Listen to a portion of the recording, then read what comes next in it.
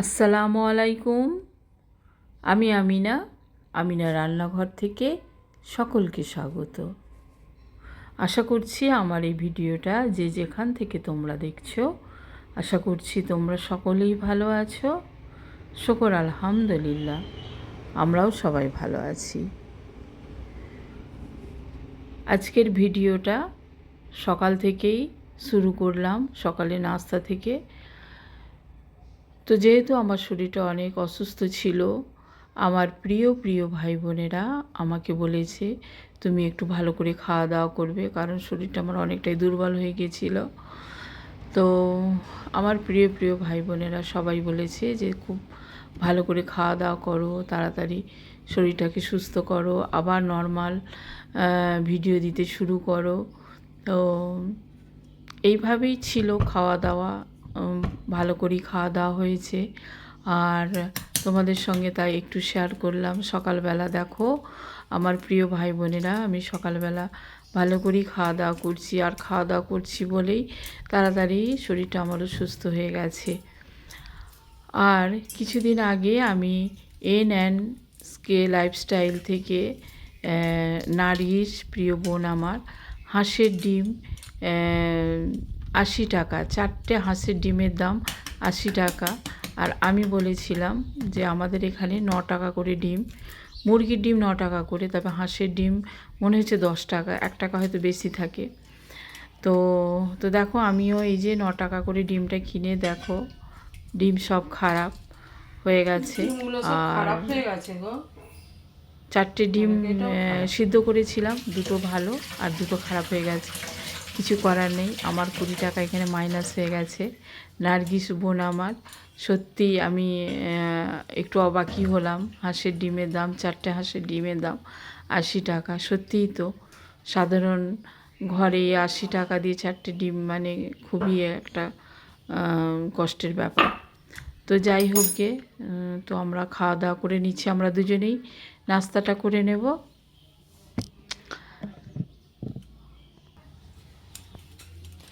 তো একটা সংসারে যদি দুজনেই অসুস্থ থাকে, তা সেই সংসারটা যে কী হয় সেটা আমি খুব ভালোভাবে বুঝলাম। তো দুজন অসুস্থ হওয়াটা তো অনেকটাই টাফ। একজন অসুস্থ হলেই, বিশেষ করে মা যদি সংসারে অসুস্থ হয়ে যায়, সেই পরিবারটাই একদম যেন মনে হয় অকেজো হয়ে গেল। তো ছেলে মেয়েদেরও মন শুকনো হয়ে যাচ্ছে, ওদেরও মুখ কাঁদো কাঁদো, একজন তো কেঁদেই ফেললো। তো কী আর করব, এতদিন ধরে তো আমার শরীরটা খারাপ হয় না এইভাবে, তো আমার হয়নি কোনো দিন এরকমভাবে শরীর খারাপ। আল্লাহর রহমতে আমি ভালোই থাকি।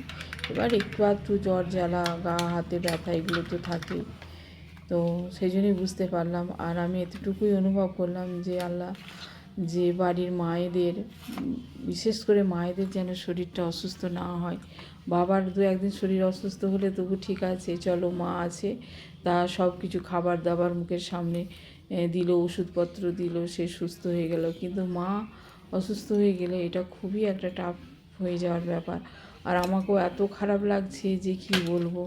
আমার সামনে যখন খাবার এনে দিচ্ছে, তখন আমার যে কী যে কষ্ট হচ্ছে যে তোমাদের বলে বোঝাতে পারবো না।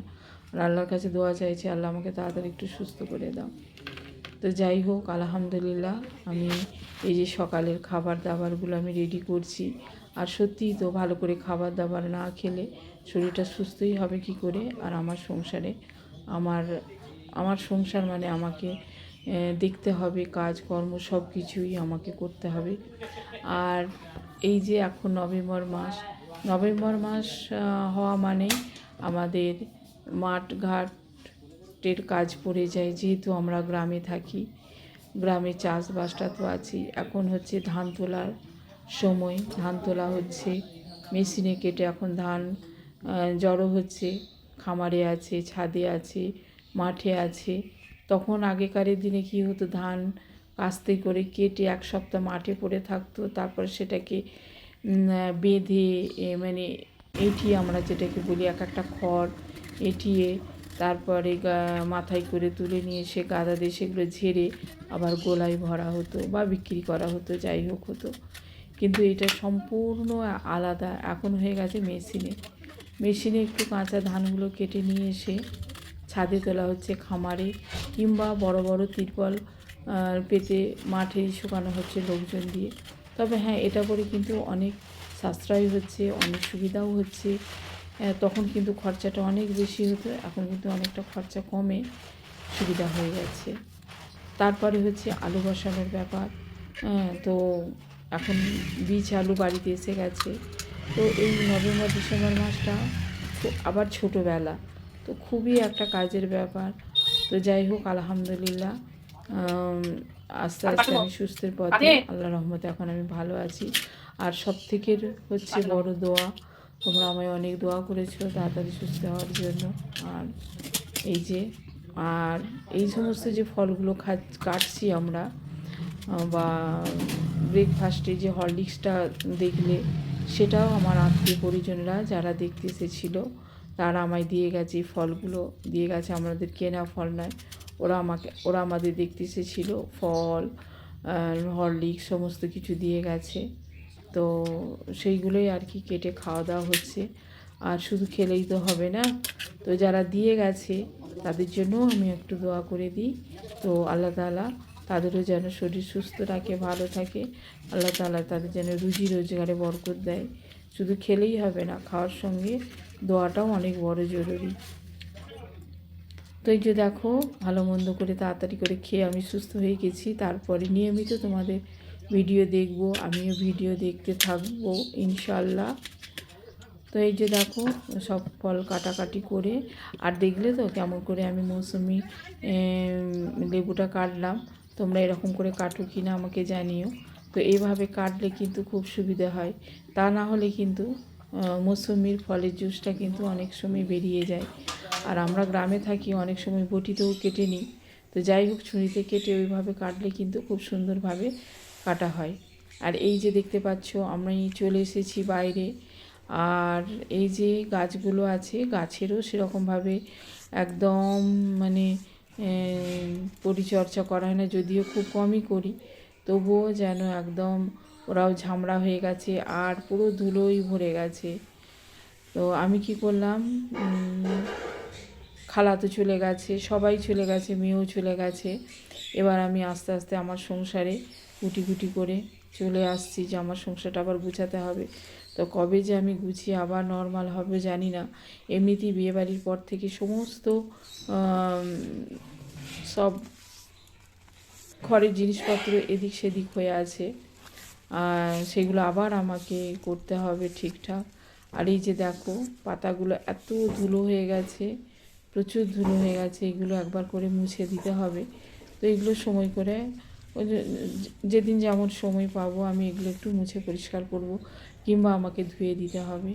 তো গাছগুলো দেখো, আস্তে আস্তে আবার আমাকে ভালো করে একটু করে যত্ন করতে হবে। তবে হ্যাঁ, একটু করে তার মাঝে মাঝে এসে শুধু আমি একটু করে পানি দিয়ে দিতাম। তো অনেক দিন পর তোমাদের এই ভিডিওগুলো দিচ্ছি। আর ওই যে দেখতে পাচ্ছ দূরে চাপা দিয়ে আছে, ওইগুলো সব আলু বীজ নিয়ে এসে জড়ো করা আছে, তোমাদের আবার সেগুলো একদিন সময় করে দেখাবো। আর এই যে চলো, গাছগুলো ছাদে মনে হয় অনেক দিন উঠিনি, প্রায় 20-22 দিন হয়ে গেল আমি ছাদে উঠিনি, আজকেই প্রথম ছাদে উঠেছি। আর এই যে দেখো গাছগুলো, ওর পাপাই গাছে মানে কি গাছগুলো একটু পানি দিয়ে দিত, কখন বা ভুলে যেত। আর এই যে দেখো, গাছের গোড়াগুলো পুরো শুকিয়ে গেছে, গাছের গোড়াগুলো একদম শুকিয়ে গেছে। আর এই গাছের পাতাগুলো দেখো, কালারগুলো এত সুন্দর, এত ভালো লাগছে দেখতে, একদম মেরুন কালারের পাতাগুলো, কি সুন্দর লাগছে দেখতে, যেন চোখ জুড়িয়ে যাচ্ছে।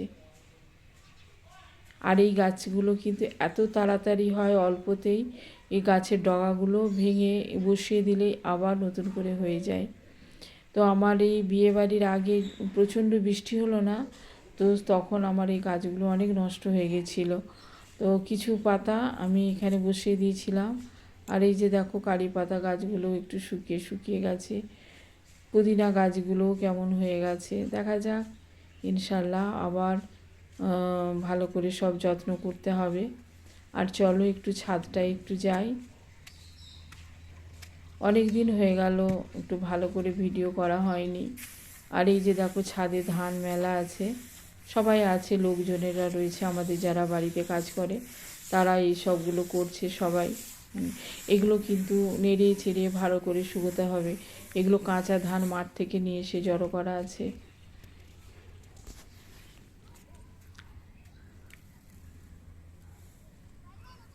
আগের ভিডিওতে দেখেছিলাম সবুজ সবুজ হয়েছিল, কারণ তার সেই 15 দিন পর তোমাদের আজকের এই ভিডিওটা শেয়ার করলাম।